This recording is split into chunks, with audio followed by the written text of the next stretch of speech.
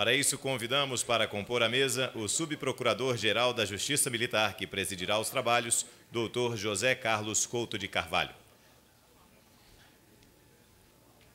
Convidamos também a palestrante, a professora doutora Patrícia Rossetti.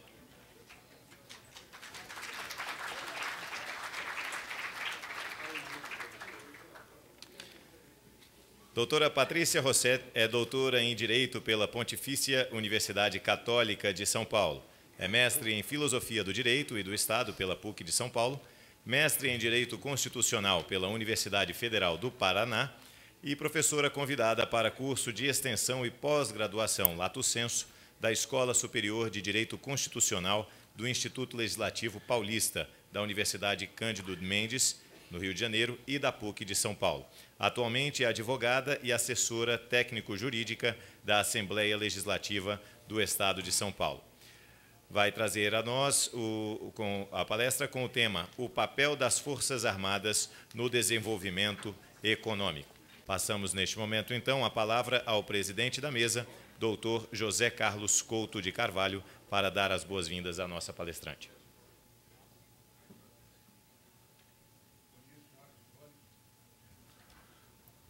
Inicialmente, gostaria de cumprimentar o eminente ministro-presidente, general Cerqueira, os eminentes juízes auditores, membros do Ministério Público e da Defensoria Pública Federal, às delegações estrangeiras, aos militares, servidores, advogados e acadêmicos de direito, e enaltecendo a iniciativa do STM e da Procuradoria-Geral do Ministério Público Militar pela realização desse extraordinário evento, nas pessoas do eminente presidente general Cerqueira, doutora Maria Elizabeth e doutor Marcelo Vaz.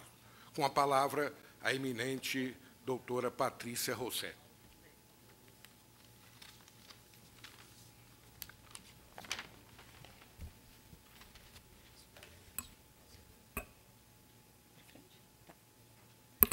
Em primeiro lugar, bom dia a todos. Gostaria de agradecer novamente o convite, o honroso convite desta corte para mais uma vez estar aqui, desta vez palestrando. Faço isso na pessoa do senhor presidente Raimundo Nonato Cerqueira Filho. Muito obrigada. Já me informaram que estamos um pouquinho atrasados, então eu vou tentar fazer uma exposição bem objetiva. Tentei colocar nos slides o máximo possível por conta dos nossos colegas que vieram de fora, as autoridades que vieram de outros países, para dar uma noção do papel das Forças Armadas no desenvolvimento econômico no Brasil. Separei a minha fala em duas fases. A primeira, usando a doutrina do economista Amartya Sen, um indiano, economista, prêmio Nobel, falando sobre segurança como desenvolvimento econômico e desenvolvimento econômico com segurança. Num segundo momento, passo mais ou menos sobre a retrospectiva da indústria de defesa em nosso país e os marcos regulatórios que levaram aos andamentos e o que vem sendo feito, para, ao final, concluir o que as Forças Armadas contribuem.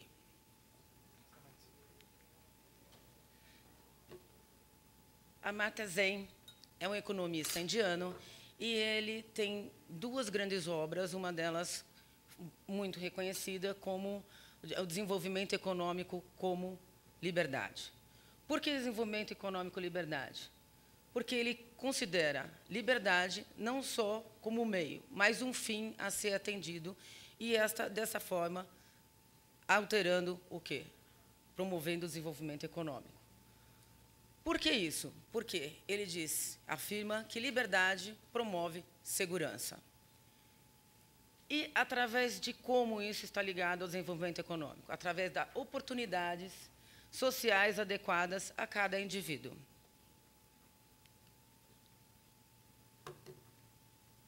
Liberdade não só como fim, mas como meio, através de oportunidades sociais, garantias de transparência e segurança protetora.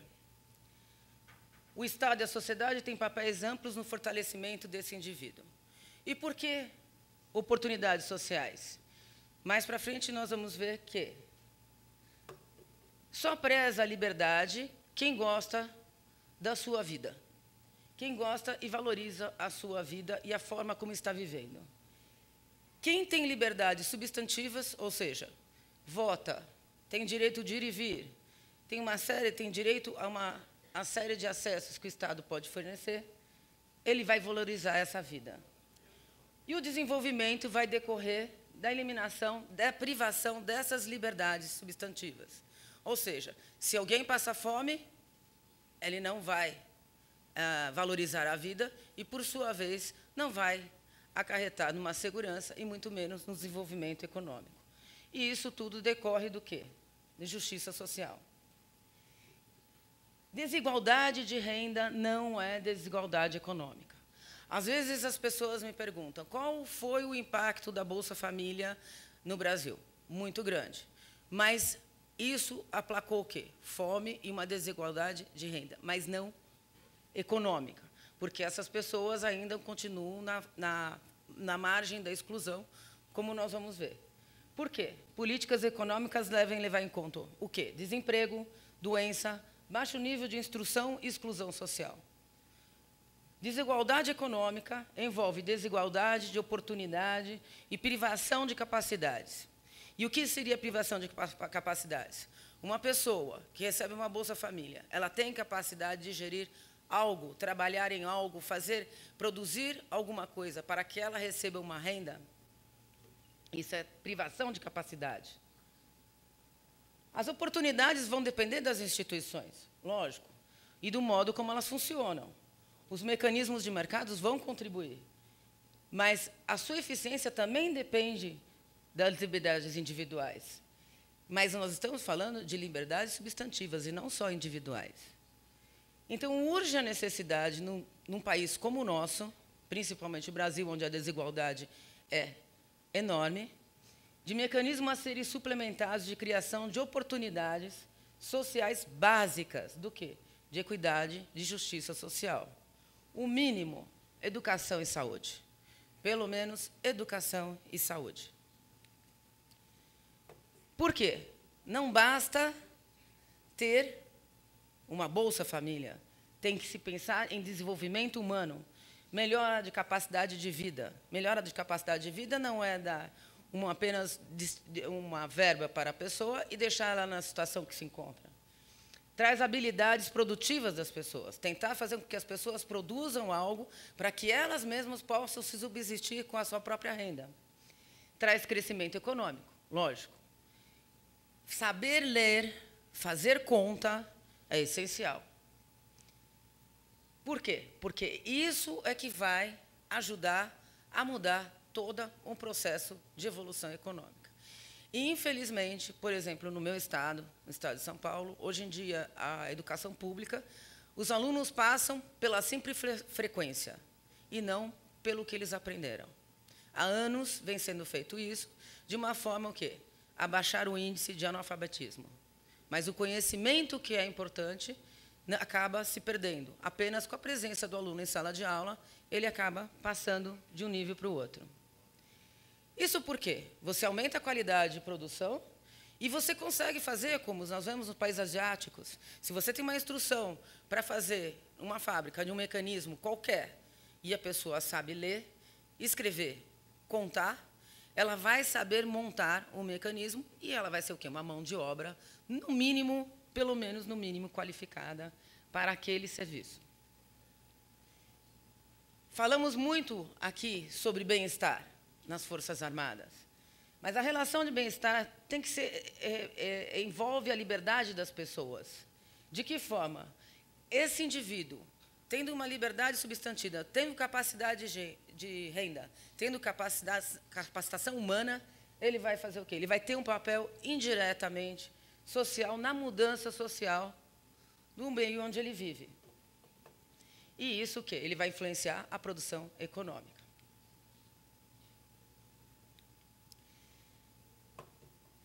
E, para isso, precisamos do quê? são exigências do sistema econômico, e não adianta dizer, olha, um país desenvolvido é aquele que pensa em alguns setores. Não. Ou o povo está educado, ou o povo está apto a produzir algo, ou ele tem liberdades, ou esse desenvolvimento econômico vai ser aniquilado mais adiante. Não adianta. A necessidade de discussão das políticas públicas se faz preemente em qualquer sistema democrático. A importância da democracia. Nós agora estamos fazendo 25 anos da nossa Carta de 88, denominada carinhosamente a Carta Cidadã. Por quê? Ela trouxe uma gama de garantias aos brasileiros, elogiada, inclusive, nas questões ambientais pela ONU, e ela garante uma série de seguranças e de liberdades ao brasileiro, como educação, saúde, segurança, família. Tudo isso são princípios constitucionais abarcados na nossa Carta de 88. O que é importante e o que falta ainda nesses 25 anos da nossa Carta? Participação social. Ainda estamos caminhando nesse sentido para mudar o papel. Porque a democracia tem o seu papel intrínseco, que é o voto direto, o sufrágio universal, mas ela contribui com incentivos políticos para a segurança econômica. Como? Construindo valores de prioridade. Valores. Estava falando ontem com o general da Angola, e ele me disse o seguinte. Eu falei, o senhor sabe que há muito tempo existia nas escolas uma matéria chamada Educação Moral e Cívica. Ele fala, na Angola existe Educação Moral e Cívica. Eu falei, aqui não existe mais. Boa parte, se o senhor reparar, boa parte, ele me comentou, dos jogadores de futebol não sabe nem o hino nacional. Ser patriota é um valor. Não podemos desconsiderar nenhum valor. E aí entramos no quê? Fome, alimento, desigualdade entre sexos, população, potencial de renominação e liberdade de imprensa. Tudo isso é elencado como liberdade substantiva para o quê? Desenvolvimento econômico. Onde há fome, não há controle nem desenvolvimento. Onde há desigualdade entre sexos, e isso o grande economista trabalha muito bem, que ele ganhou o Prêmio Nobel da Economia, quando ele instituiu o microcrédito para as mulheres na Índia. Ele dava $50 para cada mulher, e aquilo gerava uma renda familiar completa. Ao mesmo tempo, eles testavam e davam para os homens. Os homens gastavam dinheiro e não geravam. Por quê? Porque a mulher quer o filho melhor, ela quer a família melhor, e, inclusive, o marido melhor. E nesses países onde há uma grande diferença, inclusive o marido melhor, pelo amor de... Não, o mesmo marido, mas botando este marido de uma forma melhor. Né? Eu sou casada há 25 anos, não troco o meu. Mas o quê? Gerindo. A mãe não gosta de ver um filho passando privação, não gosta de ver a sua família. E isso foi com isso que ele desenvolveu esse projeto de microcrédito e deu muito certo na Índia, onde as mulheres não têm liberdades substantivas como em outros países. É nesse sentido que eu quero dizer. População, controle populacional está também vinculado a quê? A conscientização e a planejamento familiar e a participação da mulher na questão da renda. Potencial de remuneração. Ora, se uma família, mais de um elemento trabalha, e aí a mulher pode entrar também novamente, ajuda, produz renda e liberdade de imprensa. Isso nem precisamos comentar. Por quê? O poder do Estado é constituído essencialmente de economia, força, diplomacia e, ouso dizer, tecnologia. Hoje não podemos mais falar em poder de Estado sem o campo científico desenvolvido e sem investimento nesse sentido. Aí trago o quê para os nossos amigos? O preâmbulo da Constituição de 88, onde nós esculpimos a vontade do povo brasileiro e os princípios constitucionais que fundaram a Constituição. E quais são? Assegurar o exercício dos direitos sociais. A Constituição de 88 trouxe os direitos sociais para o seu corpo como princípio, individuais. Liberdade, segurança. Segurança, não pensamos só em segurança e se trancar em casa, mas segurança para conseguir ter um bem-estar e desenvolver suas atividades cotidianas normalmente. Desenvolvimento, a igualdade, a justiça como valores supremos, fundada na harmonia social, comprometida com a ordem interna e internacional, com a solução pacífica das controvérsias. E friso bem isso, porque mais adiante vocês vão entender o porquê que eu estou falando. Solução pacífica das controvérsias. Entro, então, já na questão bem rápida e sucintamente, que já foi colocada aqui, no objetivo das Forças Armadas. Pela Constituição, em primeiro lugar, defesa da pátria. Coloco pátria com letra maiúscula, porque, recentemente, ao defender meu doutorado, quando eu mencionava pátria com letra maiúscula, me chamaram a atenção um membro da banca. A senhora vive no Estado democrático de direito. Não precisa mais pôr pátria com letra maiúscula. Eu olhei e falei assim, por eu estar vivendo no Estado democrático de direito, eu ponho pátria com letra maiúscula, sim. Né? Então, o que é a pátria? Será que algum dos nossos jovens brasileiros tem noção do que é a pátria? Tem noção dos seus direitos? E aí volta a liberdades substantivas? Ele tem consciência para votar porque ele sabe o que é uma Assembleia, ele sabe o que é uma Forças Armadas, ele sabe o que é um Congresso Nacional? E as Forças Armadas, não sei se foi lembrado aqui, no desequilíbrio dos três poderes, quem tem que agir são as Forças Armadas. E aí, o quê?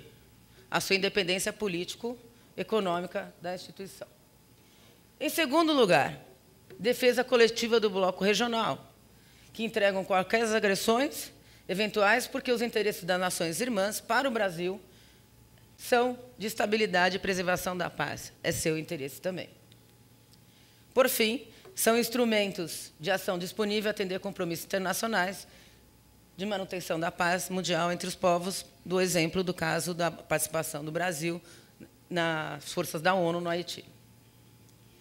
Mas o que me interessa colocar é que as Forças Armadas têm um papel fundamental no campo científico, tecnológico, econômico e social, principalmente onde houver carência da participação da iniciativa privada ou governamental.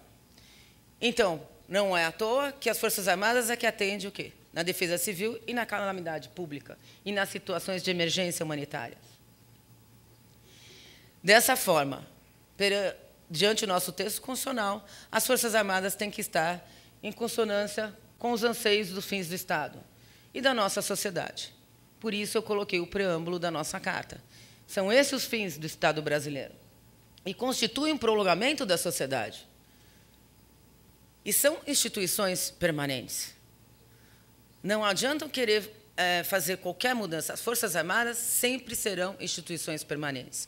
E, no Brasil, as Forças Armadas têm uma credibilidade social muito grande, maior que a Polícia Civil e maior que outras instituições.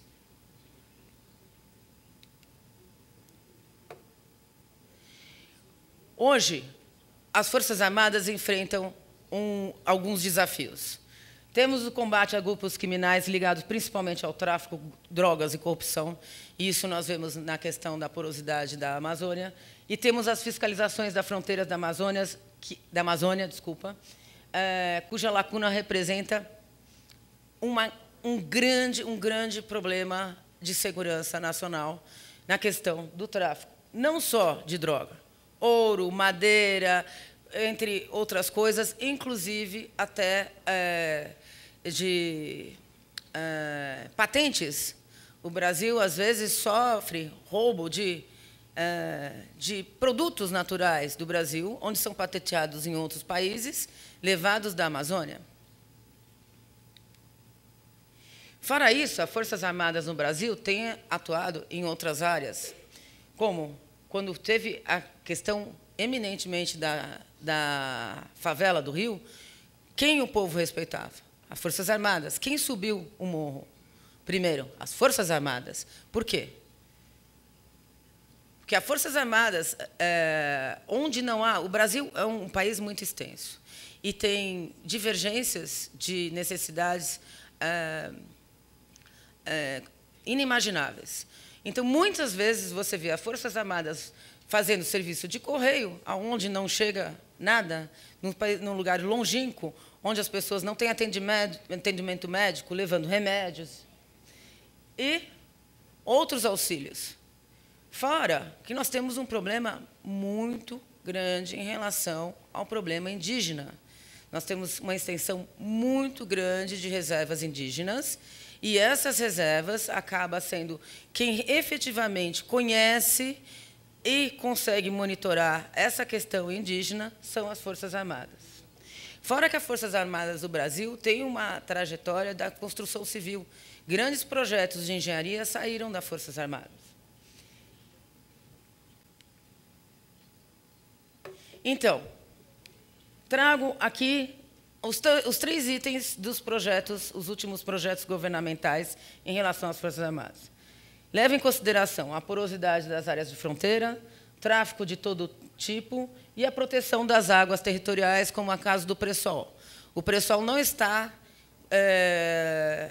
localizado só em água brasileira. Tem uma parte que extrapola um pouco. Então, o que acontece? O papel das Forças Armadas na proteção dessa reserva petrolífera para o Brasil vai ser importantíssimo. E aí entra o quê? A indústria de defesa. Por quê? A indústria de defesa teve o seu auge, começa o seu auge em 1970. O crescimento do parque industrial tecnológico do Brasil chegou ao 8º lugar no mundo em termos de exportação. Na década de 80 até perto de 2000, houve um grande declínio. Por quê? Mercado internacional, houve um recuo do mercado, questões políticas, econômicas, e o país deixou, além de exportar produto, deixou de investir nas indústrias de defesa em termos de ciência e tecnologia, com exceção de 2. A Embraer, e mais para frente já vou falar. Em 2008, se toma uma tentativa de retomada da indústria de defesa. Tiveram 3 grandes dificuldades. Primeiro, o marco regulatório. Tínhamos uma lei de licitação, onde a premissa principal era a contratação pelo menor preço. Segundo, a baixa capacidade tecnológica. Não tínhamos mais. Recuamos durante quase uma década e meia, e agora já não tinha mais tanto formações de cientistas. E o que ocorreu? Então, o governo adotou as compras de oportunidades. O quê? Em vez de investir na indústria de defesa nacional, e não somente nela, lógico, precisamos da indústria de defesa externa, mas comprou material usado, o que eles denominaram de compras de oportunidade. Dessa revitalização da indústria de defesa nacional, surge, eu faço uma retrospectiva, alguns marcos regulatórios. As políticas horizontais são aquelas políticas que abrangem todo o setor da economia. Então, nós temos o Fundo Nacional de Desenvolvimento Científico-Tecnológico, em 1969, depois a Secretaria Executiva, que fomentou esse fundo, em 71, depois a Lei de Parcerias com Universidades e Institutos estimulando a ciência e tecnologia, em 2005, e essa lei prevê subvenção econômica, e depois a Lei 11.196, em 2005, de incentivos fiscais às indústrias, microempresa e grande empresa. As políticas verticais são aquelas que acabam influenciando diretamente na indústria de defesa. Em 2004, surge a Lei de Informática, regulamentando todo o sistema. Depois, nós temos a Lei 12.598, que só em 2012 faz um marco regulatório destinado exclusivamente ao setor de defesa. Ainda não temos como avaliar o impacto dessa legislação, porque é muito recente e vamos ter que aguardar a sua vigência e vivência no dia a dia.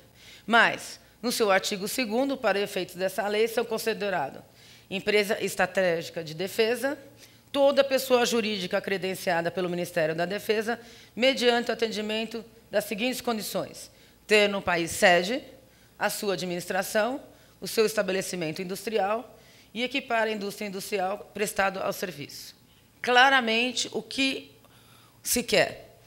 Capacitação humana e alguma reserva de tecnologia para o nosso país, a hora que começar a política de incentivo e de dinheiro e subvenção à indústria de defesa. A atividade da indústria de defesa envolve 3 negociações.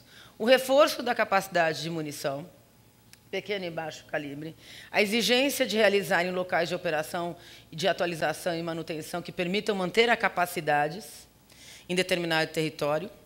Então, não basta só importar, temos que ter uma capacidade interna de momento de prontidão para poder abarcar a necessidade pronta. A exigência de transferência de tecnologia. Por quê? Porque não basta comprar. Eu vou dar um exemplo simples. Eu trabalho há 31 anos, sou concursada na Assembleia Legislativa do Estado de São Paulo. O processo legislativo, quando foi informatizado, a empresa que fez o processo legislativo usou toda a capacidade de experiência dos funcionários da Assembleia para entender o processo e o procedimento legislativo, mas a Assembleia não comprou o quê? O programa. É isso. Mais tarde, teve que fazer o seu próprio programa, mas o know-how já foi levado pela empresa. Então, o que adianta nós termos comprar produtos de tecnologia sem uma parte dessa transferência para nós? Para ter sucesso, a indústria de defesa deve competência técnica, competência industrial, competência estrutural administrativa. Estabelecendo de que forma você vai conseguir isso? Estabelecendo o quê? Avaliação de desempenho, capacitação tecnológica e estrutura especializada no desenvolvimento. E o que se busca com todo esse arcabouço? Bases produtivas bem articuladas. Durante o conflito, assegurar a soberania nacional. Capacidade de mobilização industrial. E capacitação técnica e tecnológica no país, no setor militar. E isso eu vou explicar mais porque o quanto é importante. Então, hoje, o que se vê, em termos de ciência e tecnologia, a demanda militar, na área militar, acaba sendo na robótica, na automação, na parte sistêmica de empregar as questões integradas e na cibernética. Eu estou correndo um pouco, se eu estiver correndo muito, vocês, por favor, falem. É que falaram para andar um pouquinho mais rápido. Desta forma, a modernização dos equipamentos militares destina-se a fornecer ao país ferramentas que permitam desempenhar o seu papel, tanto interno quanto externo, na questão de segurança regional, nacional, regional e mesmo mundial. Não há outra forma, no mundo de hoje, sem capacitação técnica científica, de buscar o desenvolvimento das capacidades das indústrias. Ou se busca, de forma duradoura, a posicionar os Estados uma nova composição, ou alguém vai vender essa tecnologia toda para nós. Bases de defesa. O que as Forças Armadas têm feito até hoje em termos de desenvolvimento econômico na questão da indústria de defesa? A base científica das forças militares está no Instituto Militar Tecnológico de Engenharia, o da Aeronáutica e o Departamento de Engenharia Naval da Politécnica. E vou colocar: a base tecnológica se centra no Centro Tecnológico do Exército, na Aeroespacial, Departamento de Ciência e Tecnologia, Instituto de Pesquisas da Marinha, Instituto de Pesquisa Instituto de Estudos do Mar Almirante Moreira, Centro de Avaliações do Exército, Instituto de Fomento e Coordenação Industrial da Aeronáutica e Centro de Análise de Sistemas Navais. Por que eu elenquei todos de uma forma sistemática e onde cada um atua? Porque a observação e o que eu falo do controle social em cima do dinheiro destinado que o executivo vai destinar tem que fomentar essas instituições que já existem e prestam grande serviço à nossa pátria. Base infraestrutural. Departamento de Engenharia e Construção, Batalhões de Engenharia e Construção no Exército, Diretoria de Engenharia Naval, Centro de Hidrografia Marinha e Empresas Brasileiras de Infraestrutura Aeronáutica. Para vocês, talvez seja básico isso, mas para nós, que não estudamos os mecanismos internos de desenvolvimento científico das Forças Armadas, acaba sendo até uma surpresa ter tantos institutos e tantas... A base industrial. Aqui nós temos, na primeira fase, até o Arsenal da Marinha do Rio de Janeiro, a questão das Forças Armadas, e aí nós temos uma associação das indústrias que prestam e fornecem equipamentos de defesa. Volto a dizer, eu estava comentando ontem com o pessoal de Angola, meu marido é cônsul da Namíbia, no Brasil. E tem 3 empresas aqui que prestam bastante serviço na Namíbia, e eles prezam, estava contando isso para o Júnior, prezam, ou você deixa a capacitação do povo local e uma parte da tecnologia, ou você não firma contrato com a Namíbia. Então, dessas empresas, quem está bastante lá é a Odebrecht, a Grale, fornecendo os carros para o Exército. E aí nós temos o quê? A base de logística, né? Que é super importante, estava falando com... E aqui, os 3 planos de estratégia de defesa que foram do governo agora, em 2013, que um é a Estratégia Nacional de Defesa, o outro, o Livro Branco de Defesa Nacional, e a outra, a Instituição da Política Nacional de Defesa. O que está acontecendo atualmente? Essa semana, no Congresso Nacional, há discussão sobre o orçamento das Forças Armadas e o investimento nas questões das Forças Armadas. E eu recortei a notícia do Congresso e coloquei aqui para os senhores para saber como está sendo debatido o assunto do orçamento. O projeto de lei orçamentária de 2014 prevê 19,5 milhões de custeio no investimento no Ministério de Defesa das 3 forças, Marinha, Exército e Aeronáutica. Depois, 38 bilhões do previsto das propostas orçamentárias às Forças Armadas. O que ocorre? Há uma diferença. Esse incentivo que houve orçamentário para as Forças Armadas, agora, esse ano, começou a ter um corte. E o que se vê é que as Forças Armadas, junto com a Comissão das Relações Exteriores, estão tentando reverter ou fazer algo para que não haja esse corte.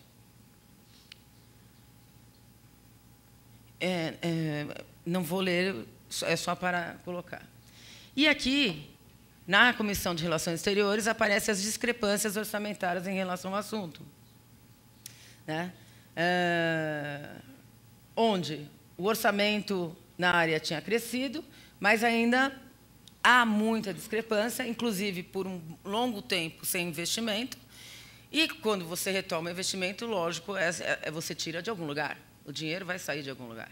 Mas isso não quer dizer que ele não tenha que ter. Porque o grande problema do orçamento para as Forças Armadas não é nem a destinação da verba, é uma verba constante, que não haja corte para que possa o quê? Realmente efetivar e fazer uma programação de uma política pública de desenvolvimento. O que vai atingir o déficit orçamentário? Ações estratégicas. Exatamente naquilo que o governo quer que as Forças Armadas atuem. Ou seja, fronteira, aeronave, monitoramento de espaço aéreo, inclusive as reservas de petróleo. Ou seja, o governo vem, estabelece 3 planos para as Forças Armadas, de estratégia de defesa nacional e para o Brasil. Só que, ao mesmo tempo, depois, ele coloca uma quantidade de reserva orçamentária. Mas, logo em seguida, há um corte e as Forças Armadas é atingida. Exatamente aonde? Aonde é o objetivo do próprio governo.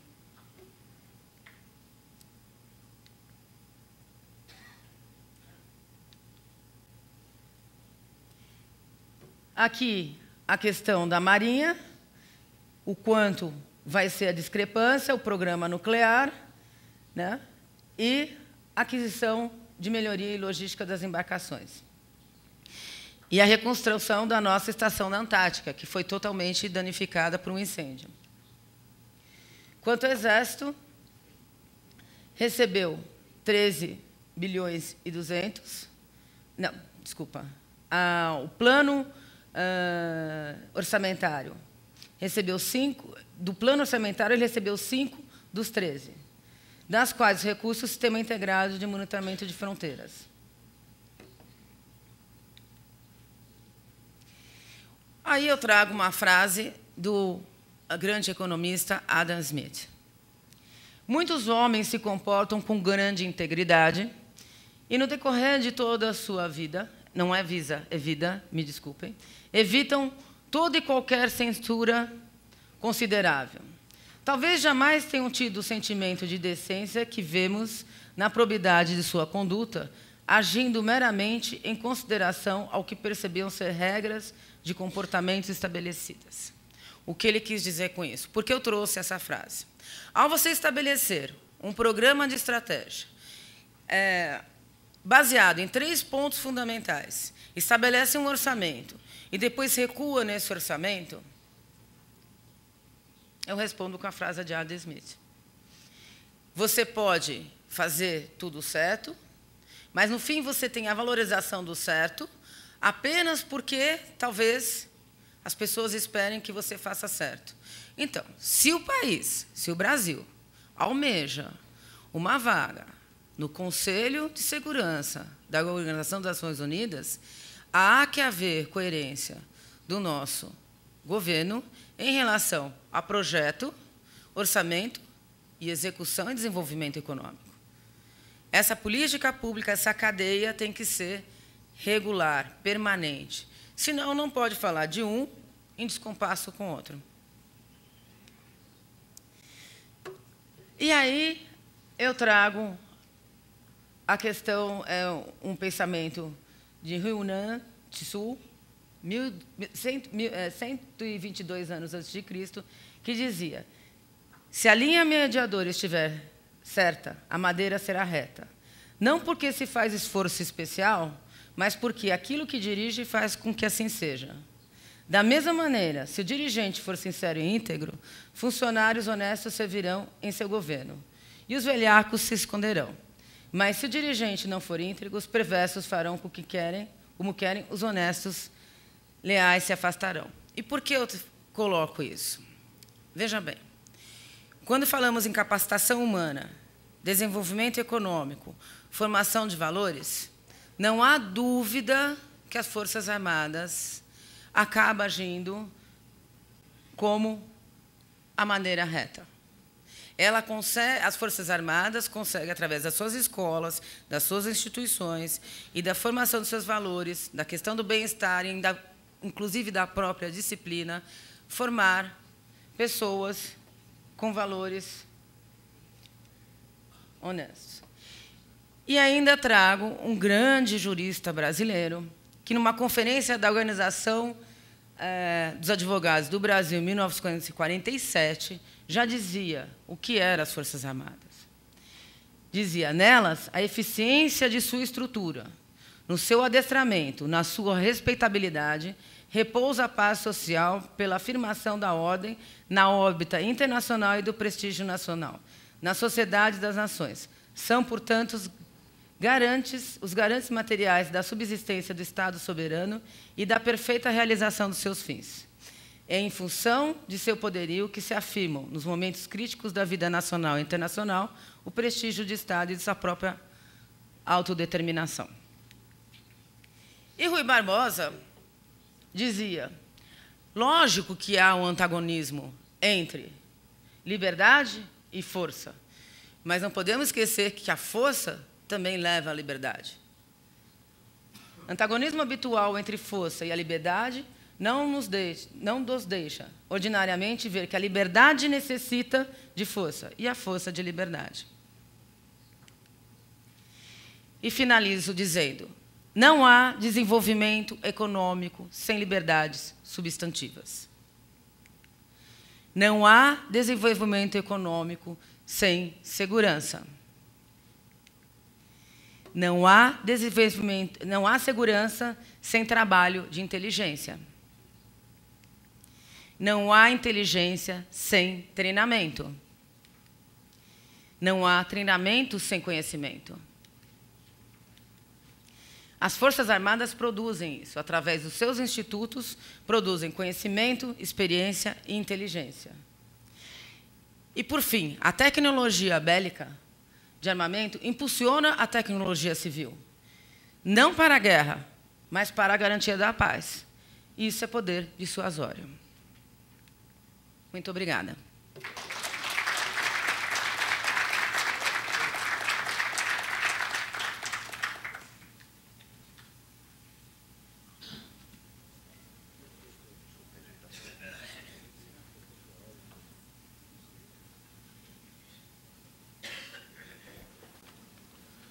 Após essa brilhante palestra, nós abriremos para o debate as perguntas. Quem deseja uma pergunta para a nossa eminente palestrante,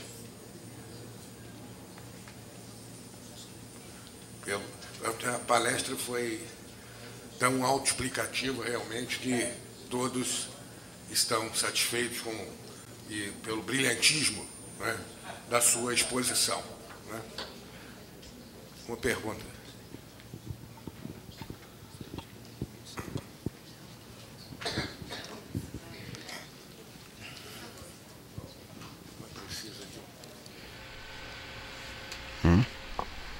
Hello?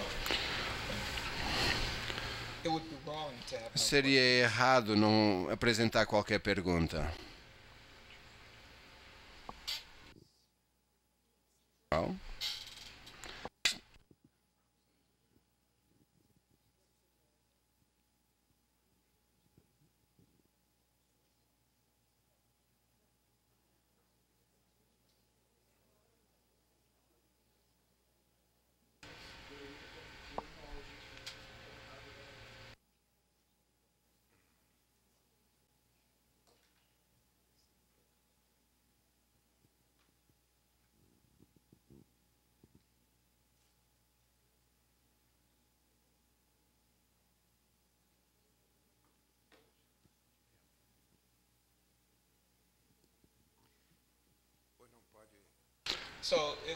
Então, não seria certo não fazer pergunta alguma, correto?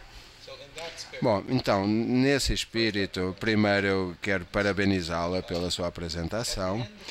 No final do segundo mandato, o presidente Eisenhower deu uma conferência de imprensa onde ele referiu, com alguma ansiedade, ao complexo militar, industrial militar. Você tem esse tipo de ansiedade?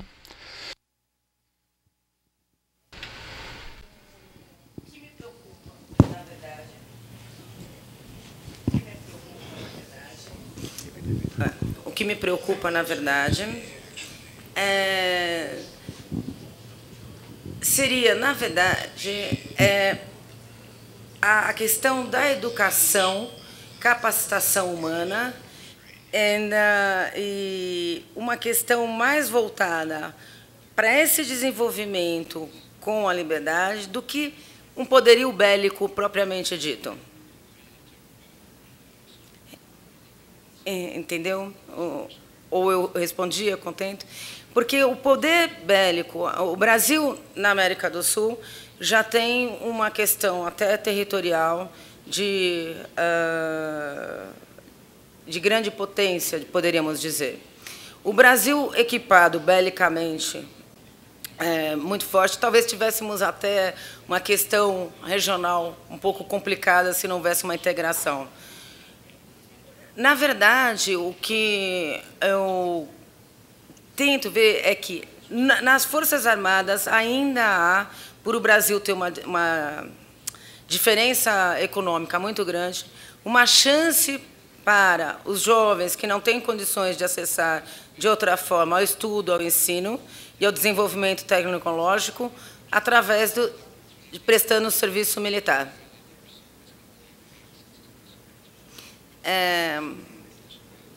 E desta forma ter uma formação e uma conscientização através da educação, não só dos valores militares, mas da própria educação em si.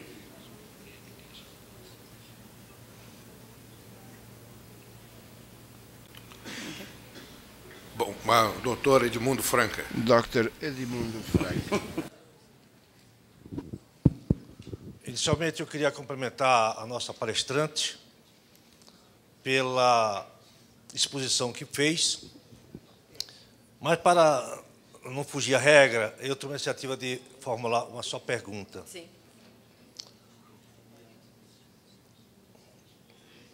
A Organização das Nações Unidas, que adota como parâmetro e paradigma para medir o grau de desenvolvimento de um país,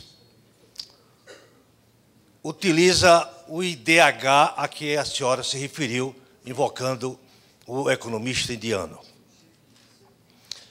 Mas hoje, na ONU, se discute e se cogita da pouca representatividade desse método e dessa metodologia. Sim, sim. E há um interesse de introduzir um outro método, que seria o método da felicidade. Teria que se medir através do índice da felicidade.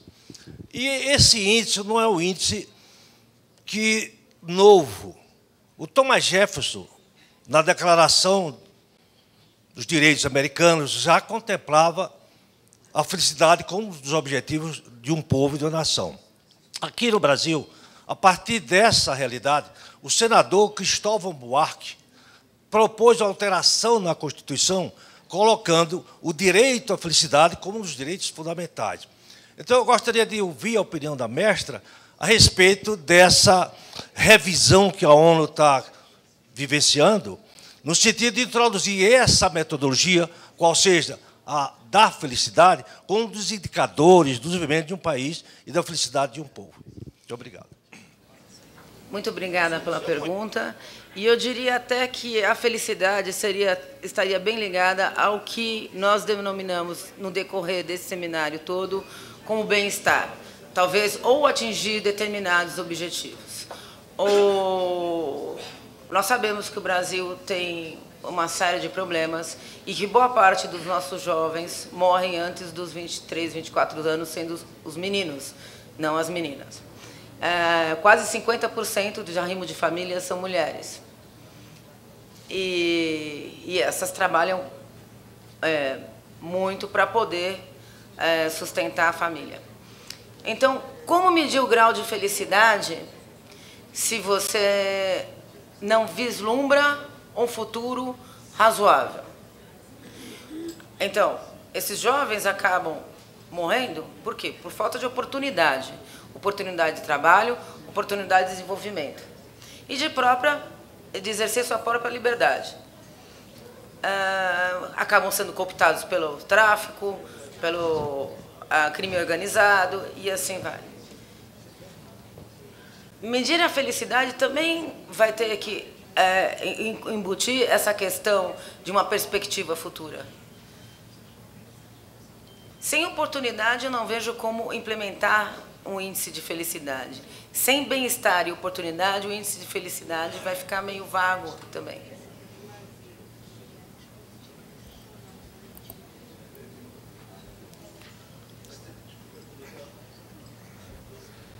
Doutora Patrícia, pela a excelência de sua palestra, ficou demonstrada, não há nem necessidade que possamos reiterar ou aduzir alguma coisa. Então, só nos resta o nosso muito obrigado em nome dos anfitriões, General Cerqueira.